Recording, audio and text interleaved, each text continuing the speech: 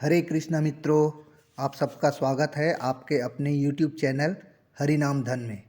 दोस्तों, एक बार कुछ साधु संत अपने कुछ प्रश्नों का उत्तर पाने के लिए महर्षि वेदव्यास के पास गए। तो महर्षि वेदव्यास तालाब में उस समय स्नान कर रहे थे। सभी साधु संत तालाब के पार में खड़े होकर तालाब से निकलने का प्रतीक्षा कर रहे थे। तभी महर्षि वेदव्यास तालाब में डुबकी लगाकर कड़े निकले और कहा, कलयुग श्रेष्ठतम युग। दोबारा डुबकी लगाकर निकले, फिर कहा, स्त्री श्रेष्ठतम।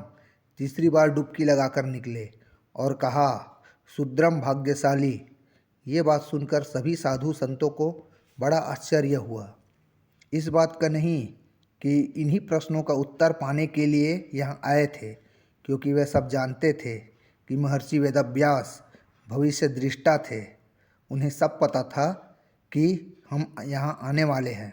आश्चर्य इसलिए हुआ क्योंकि महर्षि वेदव्यास ने चारों युगों में कलयुग को श्रेष्ठ और नर और नारी में नारी को श्रेष्ठ और चारों वर्णों में शूद्र को भाग्यशाली कहा।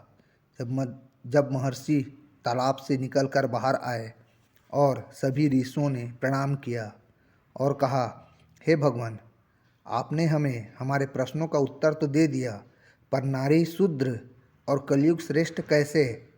कृपया विस्तार से बताएं। तब महर्षि वेदव्यास ने कहा, मनुष्य को मोक्ष पाने के लिए सतयुग में लाखों वर्ष घोर तपस्या करना पड़ता है। त्रेता में सैकड़ों यज्ञ करने पड़ते थे। द्वापर में कई वर्ष विग्रह पूजा और सेवा करनी पड़ती थी। परंतु कलयुग में घोर पापी भी भगवान का नाम लेकर आसानी से मोक्ष पा लेंगे। इसलिए चारों युगों में कलयुग श्रेष्ठ है। रही स्त्री की बात, तो मनुष्यों में पुरुष को गृहस्थी चलाने के लिए नियमित श्रम करना पड़ता है। साथ ही मांगलिक, धार्मिक, पूजा पाठ आदि करना पड़ता है, दान देना पड़ता है। स्त्री पूरे श्रद्धा से केवल अपने पति की सेवा करे और प्रतिवत धर्म का पालन करे तो उसी से उसकी मुक्ति हो जाएगी। और चारों वर्णों में ब्राह्मण नियमित पूजा पाठ, प्रातः वंदन, संध्या वंदन और अन्य प्रकार के धार्मिक कार्य पूरे निष्ठा से करे।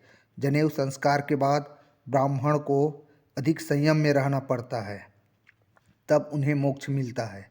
क्षत्रिय देश और समाज की और धर्म की रक्षा पूरी ईमानदारी से करे और किसानी करके पृथ्वी के सभी जीवों का भरण पोषण करे, तब उन्हें मोक्ष मिलता है। वैश्य ईमानदारी से व्यापार करके दान धर्म करे, तब उसे मोक्ष मिलेगा। परंतु शूद्र केवल इन तीनों वर्णों ब्राह्मण, वैश्य और क्षत्रिय की सेवा करे, इसी से बड़ी आसानी से उसे मोक्ष मिल जाता है। महर्षि वेदव्यास के वचन सुनकर सभी संत तृप्त हो गए और उनके शंका का भी समाधान हो गया।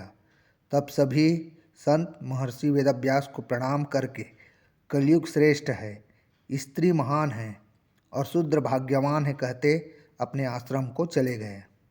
तो दोस्तों,